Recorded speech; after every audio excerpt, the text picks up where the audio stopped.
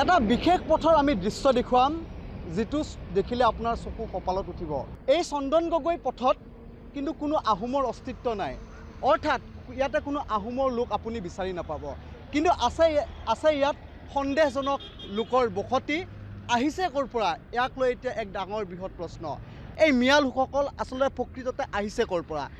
আহোম ৰাজত্বকালৰ যে এটা ডাঙৰ উপাধি গগৈ উপাধিৰ এটা পথ, কিন্তু এই পথত কিন্তু কোনো আহোম লোকৰ বসতি নাই।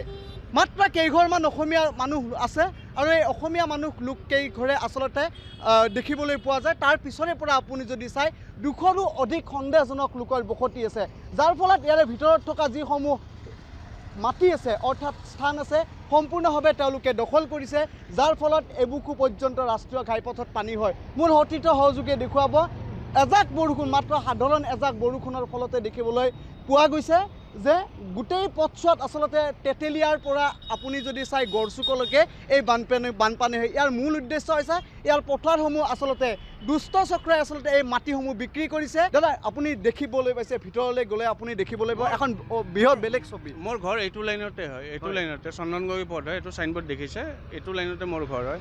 এইটো লাইনত আপুনি লাষ্টলৈকে যাব, এইটো নামেই আছে মিয়া বস্তি বুলি।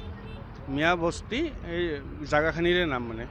এইখিনি আমাৰ গোটেই হিন্দু মানুহ, ইয়াতে 1 কিলোমিটাৰলৈকে গোটেই হিন্দু মানুহ, একদম 1 কিলোমিটাৰ পাৰ হৈ লাষ্টত যাব গোটেই মিয়া বস্তি হয়। কিমানমান মানুহ আছে? বহুত, তাতে বহুত। প্ৰথম এঘৰ দুঘৰকৈ আহি গোটেই মাটি মোটামুটি 50-60 বিঘা 100 বিঘামান হ'ব চাগে মাটি। তাত গোটেই মাটি দখল কৰিছে। চৰকাৰী ভূমি নে নিজৰ ভূমি? তেওঁলোকৰ নিজৰ ভূমি নহয়, ম্যাদী ভূমি।